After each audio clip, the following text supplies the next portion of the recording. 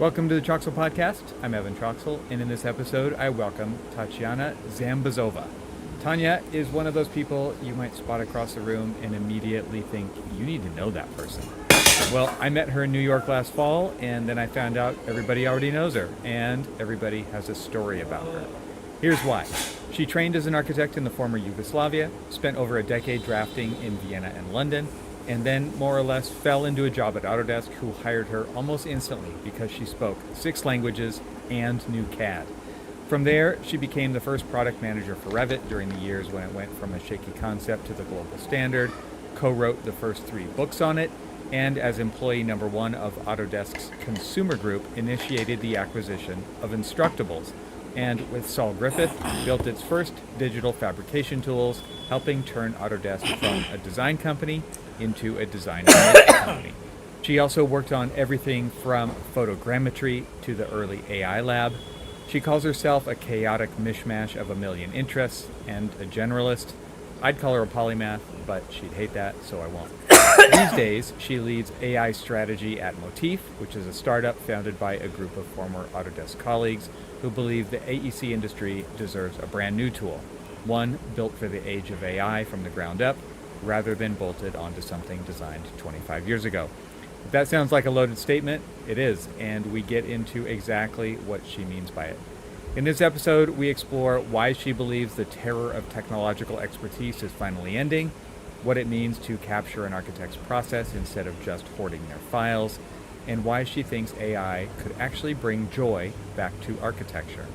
We talk about her wild career path, the bet Autodesk made on Revit, her 5 AI deities, and the difference between automating your work and being handed a thinking partner you could have never afforded.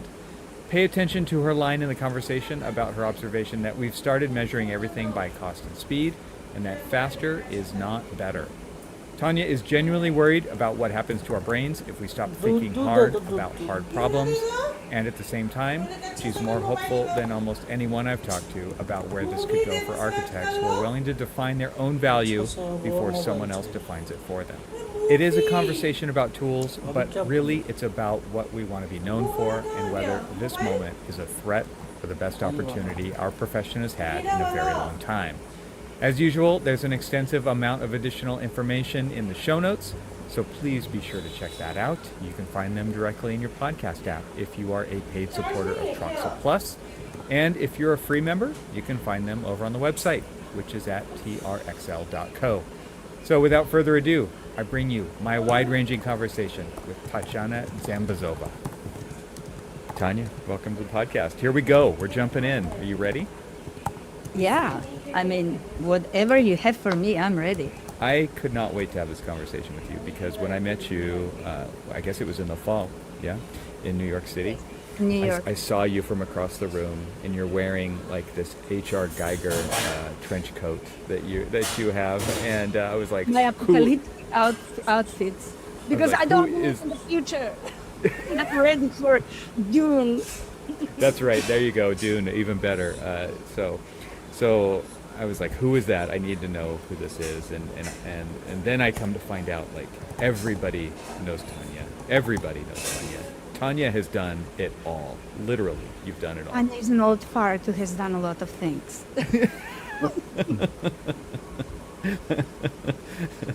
Right. Okay, so for those who have never heard of you, I mean, what do you even say? How do you introduce yourself? Because you literally, like the lesson I feel like here is, it's not finding a path, it's forging a path in this industry. You have forged a very circuitous, incredible path. And I mean, you're a polymath in many ways. How many languages do you know? Oh my Et cetera, God, et do cetera, not et cetera. say polymath, because then you will be insulting all the polymaths in the world.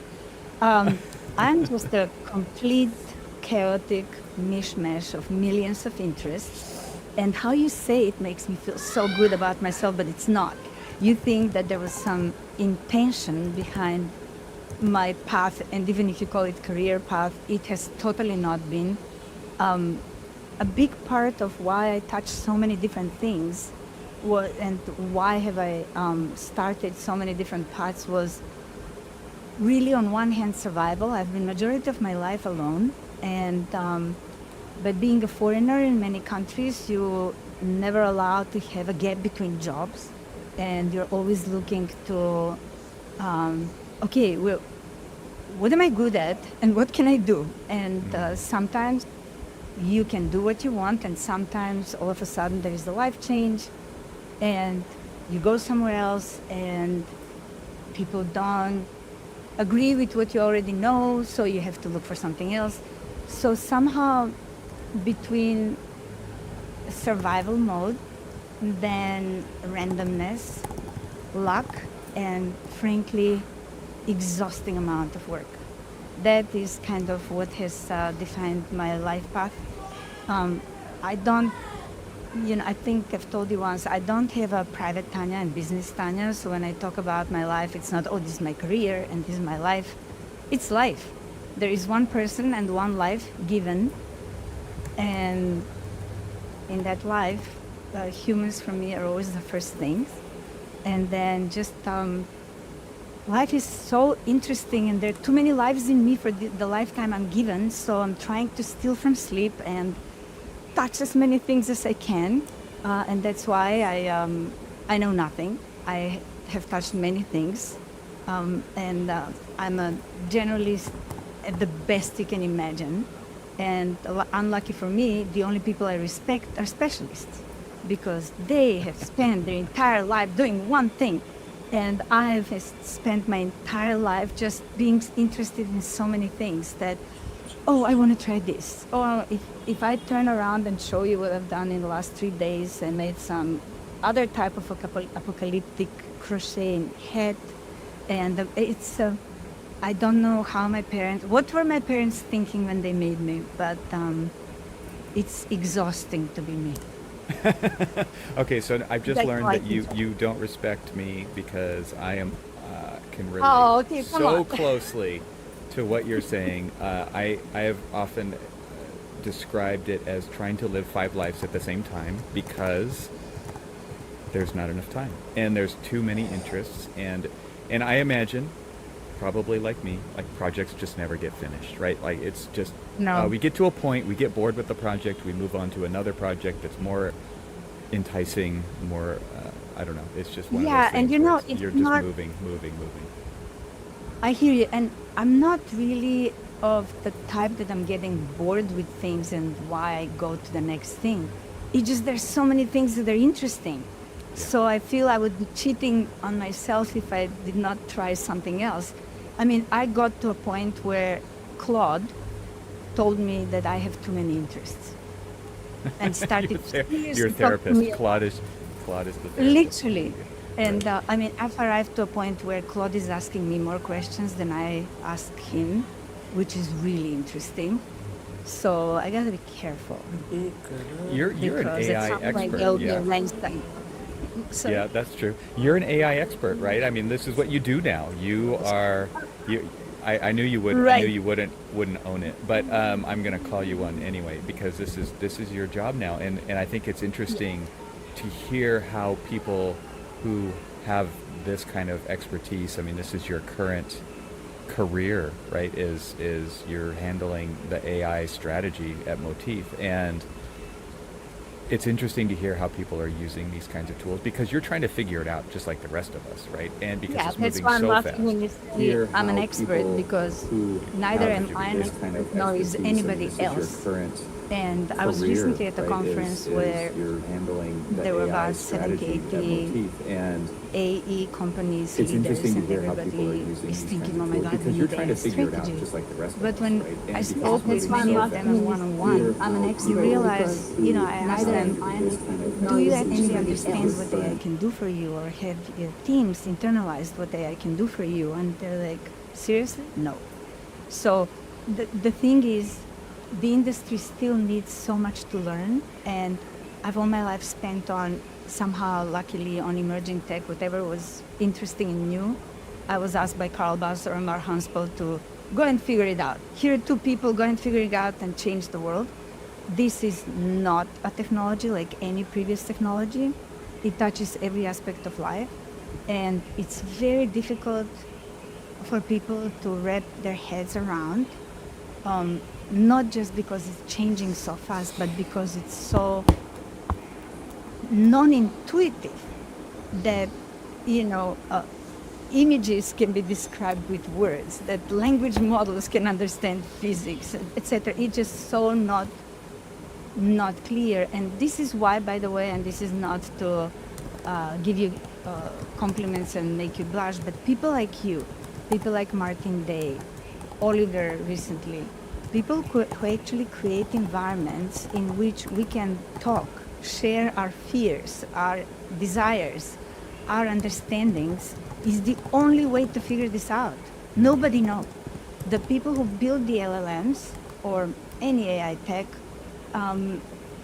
they don't know anything about industries. And they often make assumptions that might work for generic enterprises or for consumers, but in industry applications and industry technologies applied in industries are very different, both how you make them, how you consume them, what does it mean, and also how do you do the transition, because nobody will, in the middle of a project, changing even a little software, let alone a complete business model, or restructuring the organization, etc. So, number one thing is, I think we all have to learn from each other, and I would recommend it's better for a company not to yet make AI strategy before actually internalizing what does it mean. You can do it in two ways, or multiple ways. One is just try out things, try to benchmark them. Even if you don't want to buy 50-point solutions that today exist about AI for this, AI for this, AI for this, at least give them a try to understand how far can it go? How would that change your workflow in the future? What new values does it provide for you, or what new opportunities does it open for you to charge for in the future? So that's one way. Experiment, try, just don't be scared. Do it. And for many architects, AI is the AI rendering, which is great. It starts with that because that was the closest that they could understand. But there is really so much more deeper implications if we do this right. And so that's one thing, try it out. Another thing is just go to places where you can have conversations with others about it, without the fear that you would look stupid, that you're asking things that you don't understand. I speak with so many neighbors.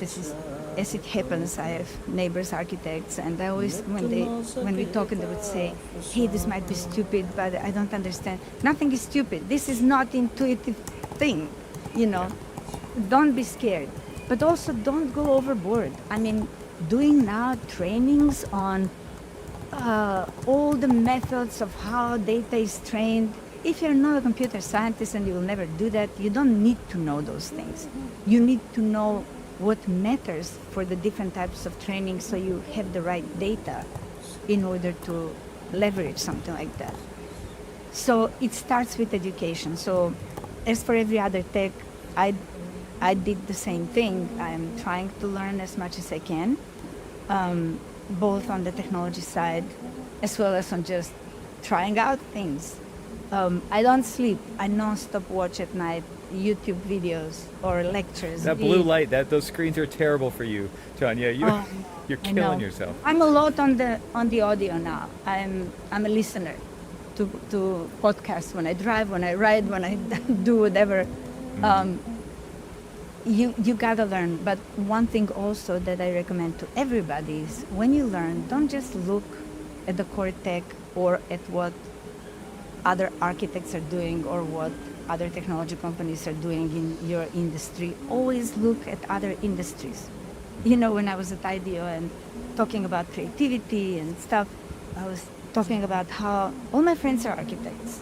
And then when we go to architectural conferences, who is there? Architects. So we are continuously inbreeding ideas. It is so much more powerful to just go out there and look at what other people are doing in industries that you would never think might have anything to do with you, because patterns and principles cross industries. And it's really interesting to see how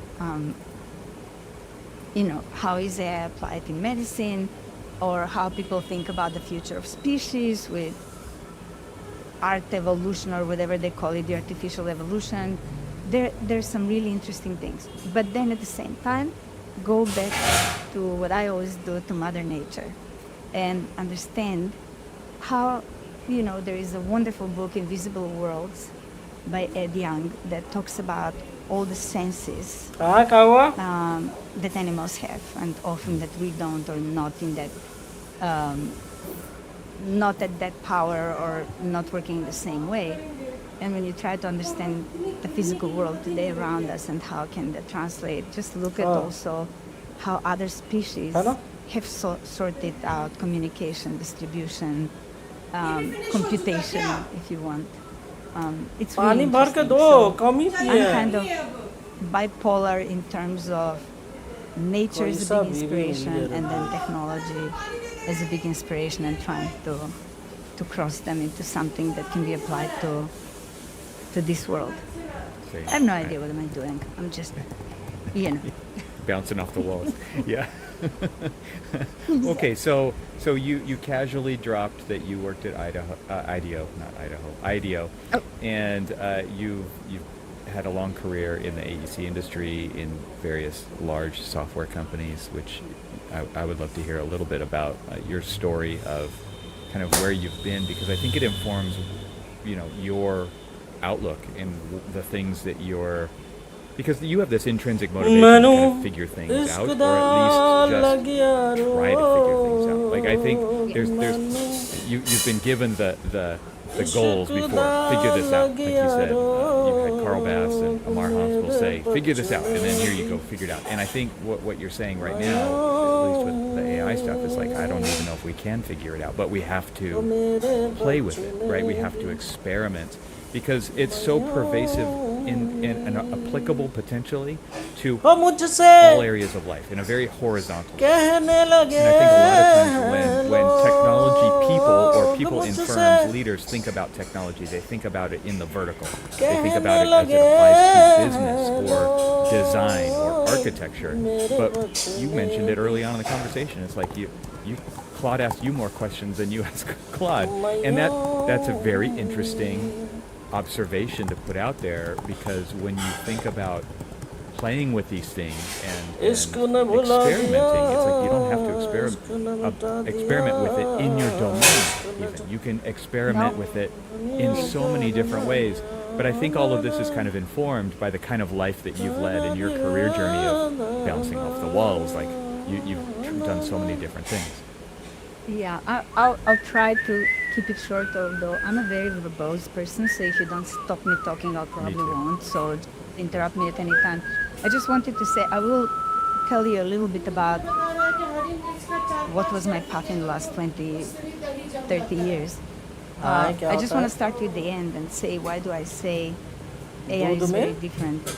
Until now, almost all products that I worked on over 13 products and initiatives. There was a world that existed, that you understood, and then there's this new shiny thing that is happening. Oh, sensors are becoming ubiquitous, or 3D printing technology is starting to become something, whatever the trend was. And then you're trying to figure out, how does this new thing, what values can it unlock, what new things can it bring to help this thing that I already know about. What's different today with AI is that the world around us, as we know it, is daily changing. The future we can't even imagine, and that new shiny thing is changing so fast that 3 days off the internet or of computer, it feels like 3 years pass by. Oh my God, Claude has a new Claude design, and OpenAI opened the new model, and it's nuts.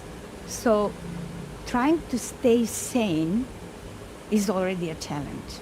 Right. Because you're now managing two things with the soil under you shifting like a lava lake, and you're just trying to think how to connect certain dots and how to catch yourself on something, and you have to trust your guts. You have to make a bet. Nobody knows what's right. There is nothing right or wrong.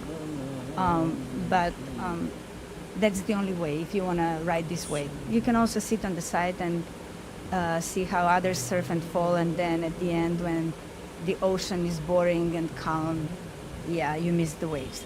You know, it's kind of depending on the person. So anyway, I studied architecture in Yugoslavia, and at the last year of the architectural studies, the university sent a couple of us who were outspoken, who spoke good English, and who were interesting architects, students, to some international design seminar. And Hermann Hertzberger, Anton Schweighofer, Remco Hau, Jean Nouvel, Mario Botta, all of these professors were there. And it was 3-4 days working seminar. And the last day we were all to present, and we were 40 students, and each one had to present. And I was like 38 in the row. I'm like, oh my God, these people are sleeping already. What? They're not going to even listen to me.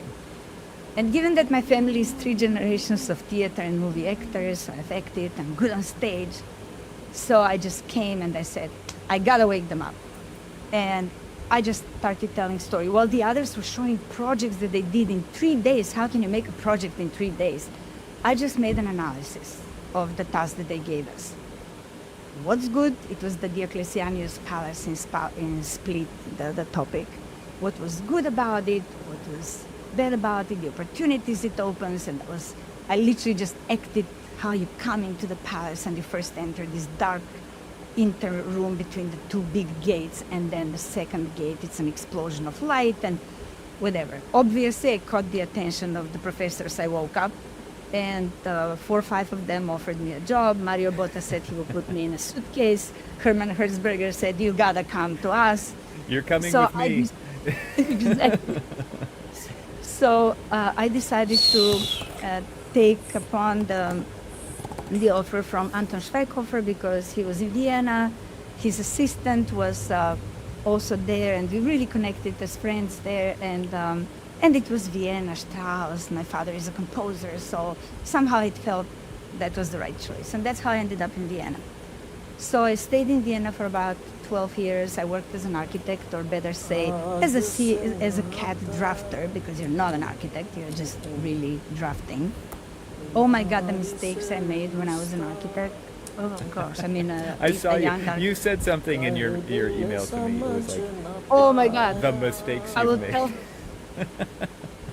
So These have stuck with you, it sounds like. These have really stuck with you over the years. They're important Oh my God. mistakes. So one was, you know how you draw a rectangle for an MEP opening. If it is on this floor, it's a full line. If it's on the upper floor, it's a dotted line. Well, little Tanya forgot the dotted lines, and I went to the construction site the next day, and there was no hole in the floor, and it was reinforced concrete, and that was painful. I bet. The other one was just a stupid junior mistake where you print out something in half scale, but you're supposed to measure the square footage. And the owner goes to present the project, and all of a sudden we have double square footage than everybody else. He called me really annoyed. You reminded me of like this meme. I don't even know if this is real, but it's like there was some drawing with a cloud, for a change, and then there was a photo of like a cutout cloud shape in the poured in place concrete slab. Oh, I know. Because- Yes. yeah. I That's know. what you're- I've seen those. Yeah, ridiculous. But seriously, man, I would have needed Revit at the time.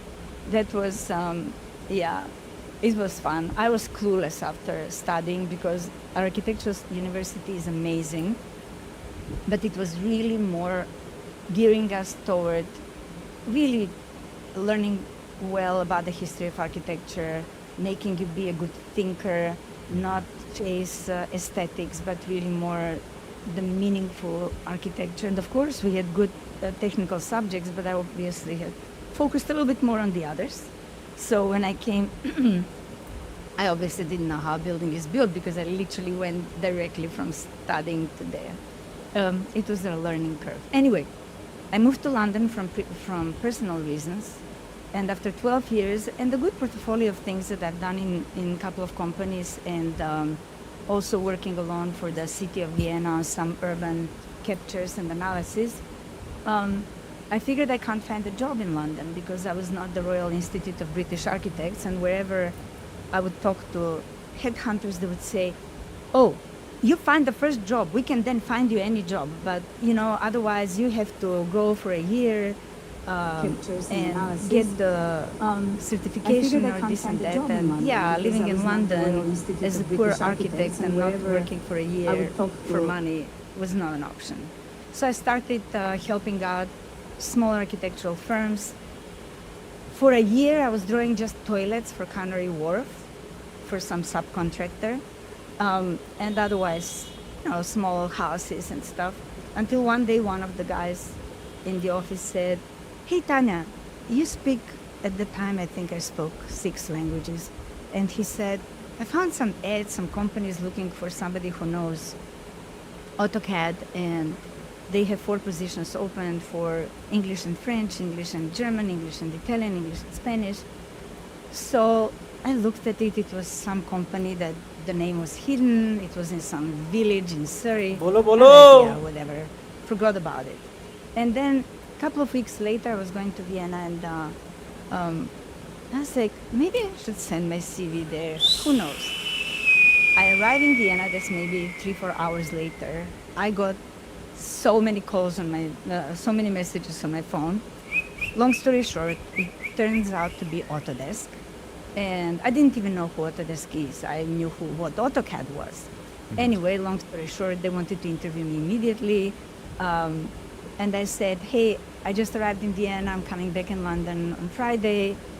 No, but we want to interview you tomorrow. I said, but I'm not looking for a job instantly, so don't worry. They were so insistent. I had to take interview calls from Vienna, one for languages, one for the knowledge of technology, one for kind of cultural fit. And then Autodesk forced me to come to their office directly from the airport on Friday because they really wanted me to sign. That was the beginning of my career in technology. It was out of necessity. I was not wanted as an architect. And when I think about it today, hey, there are many more talented architects than me, so maybe that was good. So I started my career in Autodesk in product support. And I can tell you, I so strongly recommend to anybody who builds tools to start a career in product support. You build such an empathy about the people who buy your product when they're in stress before a deadline, when something doesn't work. And I started the job. I seriously did not even know AutoCAD that well. And I was supposed to support AutoCAD and 3D Viz and 3D Studio Max. This was the architectural version of 3ds Max.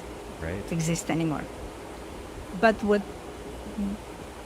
this is what I'll tell you happened. So I'm 6 months in the job, and all of a sudden there is this guy, Jörg Winzenhöller, German. Who is that Frau Jambazova here? He comes from Germany. And I'm like, me? What are you doing to our clients? Everybody loves you.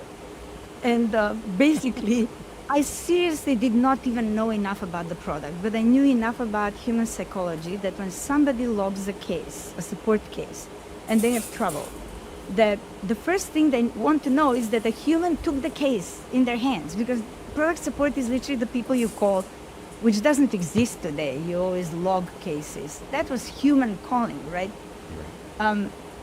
So I would immediately call them back and say, I have your case. My name is Tanya. This is my number. I don't know the answer yet, but I promise you I'll figure it out. And just that thing was what started to get the attention of some of the more senior people in Autodesk, that I was just really, that I cared. Yeah, I was going to say. And after a year, after a year in London, they actually offered me that, Jörg Winzenhöller offered me a job to be the technical manager for Europe, Middle East, and Africa, and to move to Paris to be more central, and to basically guide the technical application engineers, those were the experts on our products, for the AEC industry. And this was the time when we actually were selling architectural desktop. So I became the evangelist of architectural desktop, going from customer to customer, creating technology conferences, all to explain, look, working with AutoCAD is not the way to do it. And to be very honest with you, architectural desktop was very powerful. It was just incredible incredibly difficult to use. But I still applaud that they understood what is important, how architecture works. It was just really over the head for everybody. And then in the middle of me converting the world to ADT, Autodesk buys Revit. I promise you, from 9,000 people in Autodesk, there were maybe 10 people who actually loved Revit. Everybody hated it. Because why are we buying this stupid shit, excuse my French? We already have architectural desktop. And aside from the people who worked with Carl, I remember there was Jason Stanley, Carl Bars, a couple of people who were negotiating the company. I'm not in America, I'm in Europe, I know nothing, I just hear that we bought this thing. I tried it and I just said, oh me, this is it. Interesting.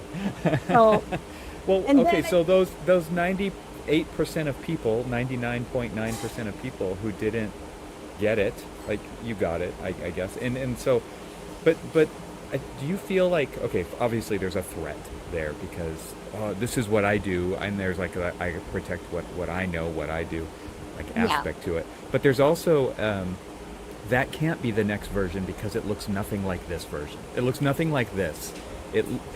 It's like when the car came along and it didn't look like a horse, right? It's like, okay, and I'm it was too big of a jump.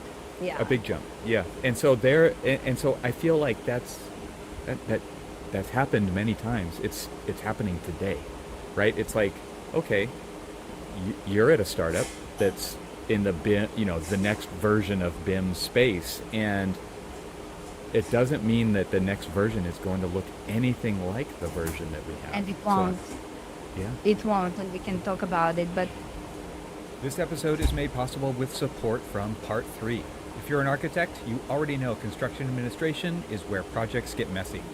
Documents buried in inboxes, files scattered across drives or GC software, no clear record of who approved what. It's slow, it's risky, and it's costing your firm time, fees, and trust on every project. Architects deserve better tools for CA, and that's why Part 3 exists. Part 3 is the construction administration platform built for architects, not contractors, not owners, architects. They automate the grunt work behind submittals, RFIs, drawings, and field reports, so your team spends less time clicking and more time designing.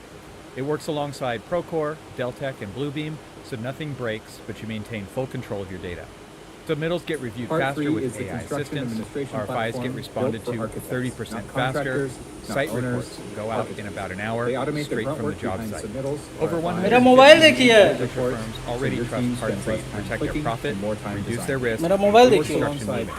Take back control of CA. Book a demo at part3.io.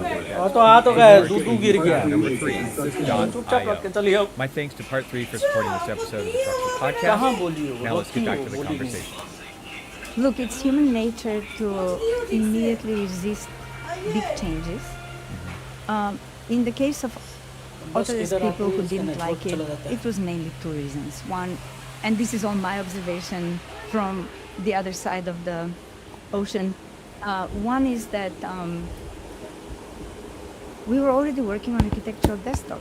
So all of a sudden you're buying this other product that is also a smarter way to work than AutoCAD. So what's the strategy here? Why are we doing this? So obviously, and all the people who work on architectural desktop were incredibly passionate, smart, and I was coming back from Europe, bringing the requirements. They were, they were really in the whole group of making that really also people who didn't like it. But at the same time, the other reason and this is why my observation they did not like Revit. the other like side Revit of couldn't the do shit at the ocean. time. It really could not One do is much. that, It was a fantastic concept, but you could not really do much with it on a We were serious already project. working on architectural desktop. So all of a sudden you're buying this other that product. made the bitterness of many even bigger. It's like, this is a joke. This will not go anywhere. How did we pay so much money for this thing? It is also And a it smarter took, way to work than AutoCAD. So A what's the scary strategy person here? like Why are we Carol doing Bartz this? to come So and make obviously, a and really all the very people who work on clear architectural desktop were and very incredibly straightforward talk. passionate, smart, And I was almost coming like with this really you go home, you fun visit and hell, so, you know, come back in the home case of Monday and baking, work, or you most don't of come the back. people who do But like this is and what that, you're doing. that made the And so difference of and what being even I mean, bigger. obviously, It's like, that it this was is a a big joke. bet This will not at go some anywhere. point, right? Why are we? And How you don't did know we if pay so much you money don't know for if the this bet's thing? going to take off It or was if only it's going to work. But it's like they obviously saw the potential if it couldn't do shit like you said. They obviously saw the I'm sorry, I'm going too much. No, it's fine. I just did it too. I want to make you feel comfortable here. So to see the potential there, if it was like, no, It was amazing. we're going all in on this, and I think that's. I It was mean, really that's going all you don't in. know if Out of you respect don't for know if the customers bet's who gonna already take had off. ADT, we had to have a But transition it's like period. they obviously saw But the the company was taking a big bet. It was all in, and nobody knew. Obviously I'm saw sorry, it. it will become so much. No, it's fine. But absolutely kudos to Leonid, Brian, and Ian. I'm so sorry. I'm so bad. My brain is starting to dry out, and my names are not You anymore need coming to drink me. more water, And Tanya. or We something mentioned else. Um, this. Or something else. but I mean, seriously, the people who both started Revit and then the team, many of whom I work today at Motif, like Matt Jezik and David Conan and Greg Demchek and Lily Smith and Ilya Bass and Svetan Svetanov, Lev, these were brilliant people. And of course, for them, it was also kind of, oh my God, they found themselves in this big company now with all these rules and all this stuff, you know. So it was an adjustment for everybody. But for those who recognize this will be something new and something special, it was undeniable. And you could tell on customers when you present and you show, it's almost a disbelief at that time. It was almost like, oh my God. And we just really went all in. And the first 2 years of us having bought Revit, or 1.5 years, I was now with my technical specialists in EMEA trying to figure out the tool, trying to figure out how the Revit family editor works, because we were supposed to make French families, which Philippe Drouin, an expert, did. We were supposed to do Italian families, which was Gianluca Lange and Andrea Torre and Gotthard Lanz. So we were doing the work while learning about the work, because there was no documentation. We were trying to figure it out while already the product.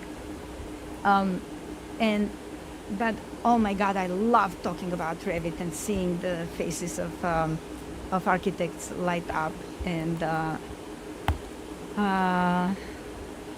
some of the smaller